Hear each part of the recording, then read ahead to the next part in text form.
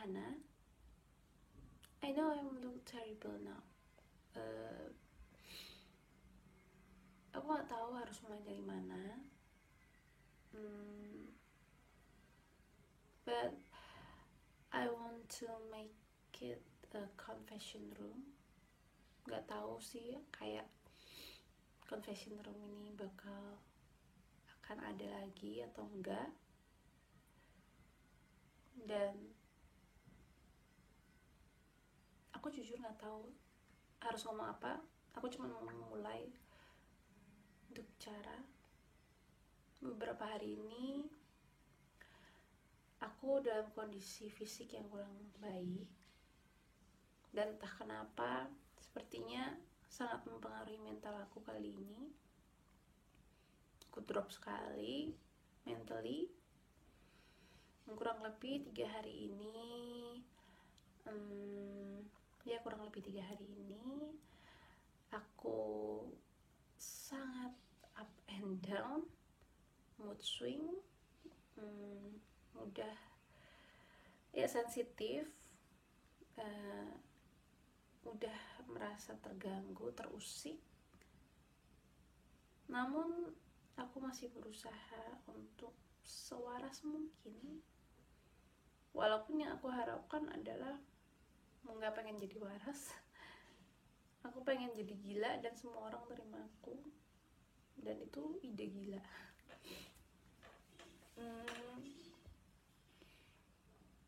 Kenapa tiba-tiba aku berpikir untuk membuat ini? Karena aku sedang sangat sulit untuk meregulasi emosi aku saat ini. Sakit, pain, terus rasa ingin meledak, iya, itu semua. Dan aku mencoba masuk ke kamar tadi. Aku titip anak-anak sama orang tua aku di bawah. Aku masuk ke kamar dan aku coba duduk seperti posisi meditasi. Dan aku nggak tahu mau ngomong apa. Aku kayak mau berdoa tadinya, cuman aku seperti nggak siap bicara sama Tuhan, dan aku kayak nggak tahu mau ngomong apa.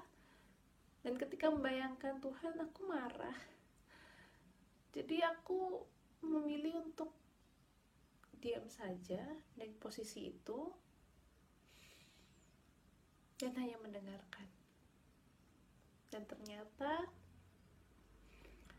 otak aku sangat berisik dan berantakan. At least aku cuma ingin menyadari hal itu. Aku ingin notice bahwa ini yang sedang aku alami. Terlepas apapun yang diomongin di kepala aku, terlepas pikiran apapun, ya aku tahu berantakan dan berisik. Aku muncul di kepala aku seperti, do you wanna eat? Then I said no. Kamu nulis? Enggak. Kamu mau nyanyi? Enggak. Apalagi tadi ya, beberapa hal aku tawarkan ke diri aku. Terus tiba-tiba kayak, kamu mau bikin video? Tiba-tiba kayak, oh ya, mungkin itu ide yang baik. So aku bikin video ini. Aku nggak tahu apakah aku akan ngepost video ini atau enggak, but at least this is a confession room for me.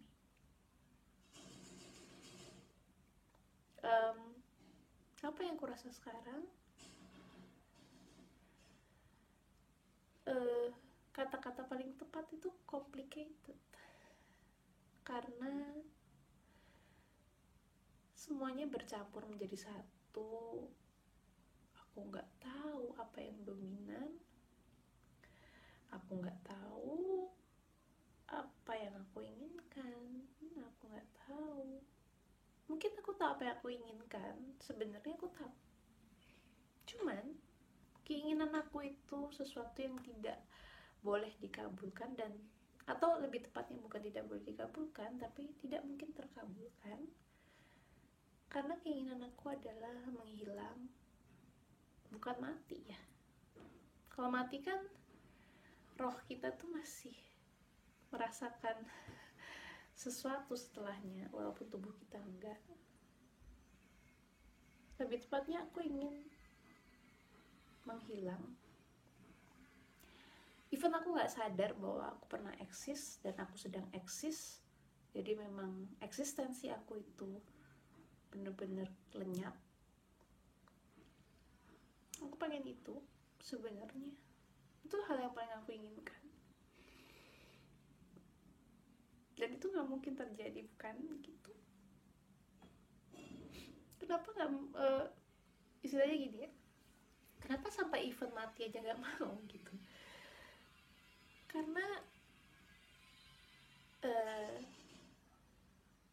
dengan pikiran aku yang sekarang, dengan kondisi aku ngerasa kayak I don't even wanna be happy. Aku tidak ingin happy. Aku lebih gak pengen tahu. Aku bisa berpikir kayak gitu. Because happy itu still painful buat aku saat ini.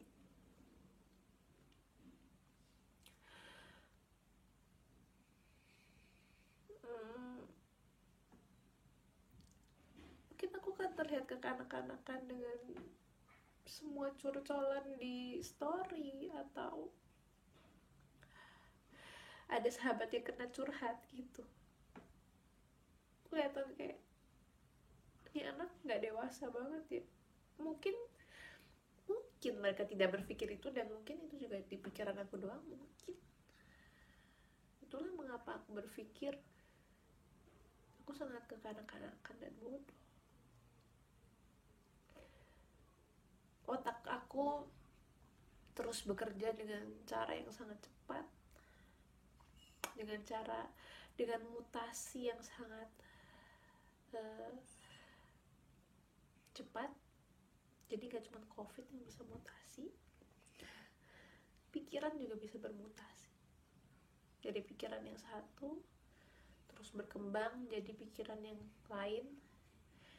Dimana pikiran yang satu sudah ditaklukkan, maka akan muncul pemikiran baru yang bermutasi, yang tidak bisa ditaklukkan dengan cara sebelumnya. Dan itu terus berlanjut dengan sangat cepat, sangat-sangat cepat. Sampai kita nggak kekejar gitu untuk mengatasi mutasi itu. Jadi kalau vaksin istilahnya belum selesai vaksin udah muncul yang baru, divaksin baru bikin vaksin yang baru untuk yang baru, udah muncul yang baru lagi, ya akan terus kayak gitu. So mungkin orang akan berpikir, oh Hana nih cari perhatian banget ya, attention seeker. Tapi kayak siapa sih yang gak butuh diperhatiin? Pertanyaan aku ya. Semua orang butuh perhatian kok. Jangan munafik kalau kita gak butuh perhatian. Sakit ataupun gak sakit, lo butuh perhatian. Dan mungkin orang sakit butuh lebih diperhatikan. Itu wajar kan? Jadi ya harusnya aku mungkin menerima ketika mungkin dianggap mencari perhatian, karena memang aku mencari perhatian. Aku emang mencari perhatian, yes, karena ya apa yang diperhatikan, karena aku ngerasa sendiri. Dan the worst thing is kayak sekalipun orang memperhatikan aku ngerasa gak diperhatiin. Sekalipun orang baik sama aku ngerasa tidak baik. Sekalipun orang sudah memberikan sesuatu, aku ngerasa gak cukup.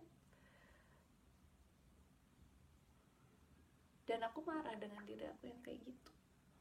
Aku mau coba menerima, tapi gimana caranya?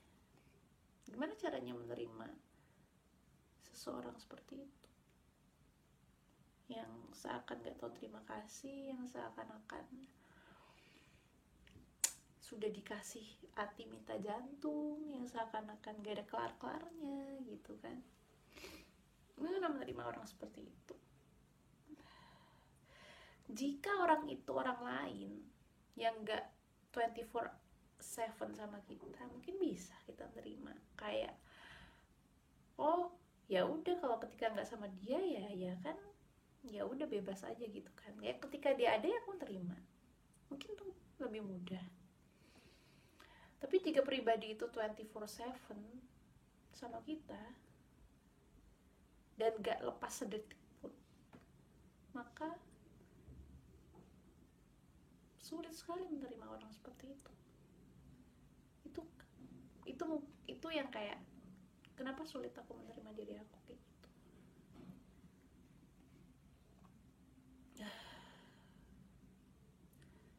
Kadang ada pikiran-pikiran yang terlalu rumit yang bahkan aku sendiri sulit untuk menjelaskan, sulit untuk menyampaikan, mengatakan.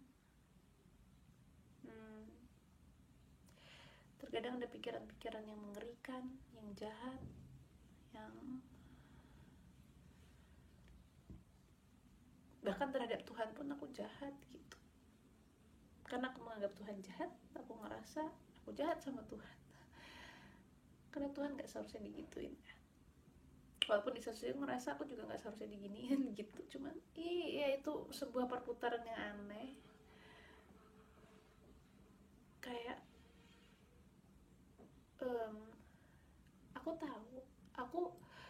aku tahu semua teori-teori dalam agama. Aku ngerti. Kalau ada yang nasihatin aku tentang teori sesuatu dari agama dan ayat atau apapun atau penjelasan apapun, aku tahu itu sejak lama. Dan kadang-kadang semakin aku tahu semakin menyakitkan. Kadang semakin aku tahu hidup aku semakin berat gitu. Pernah satu hari aku bilang sama Tuhan, Tuhan, boleh gak aku kenal Tuhan? Bukan dari apa kata orang, boleh gak aku kenal Tuhan dan aku melupakan semua yang pernah dikatakan sama aku tentang Tuhan, dan aku memulai semuanya dari awal. Dan aku mengenal Tuhan seperti, aku mengenal sosok yang orang lain gak pernah tahu. Bisa gak aku kayak gitu?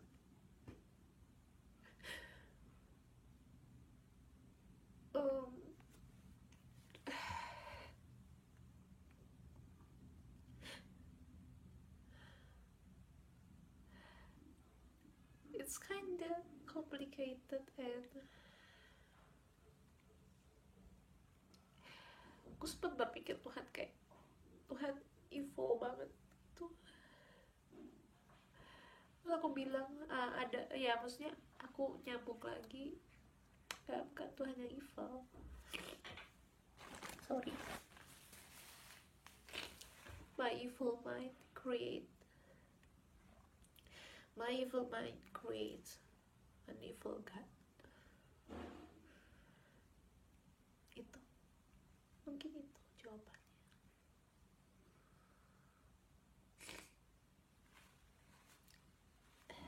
Dan ketika aku udah ngomong kayak gitu, aku balik ya, ujung-ujungnya salah aku lagi. Kayak it's always my fault.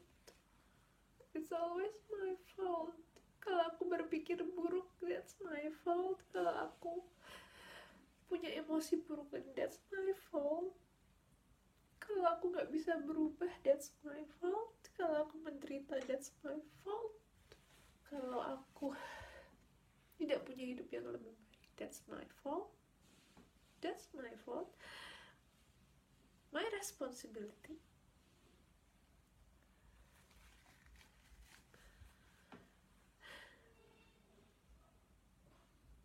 Sejak awal, kenapa harus ada tanggung jawab?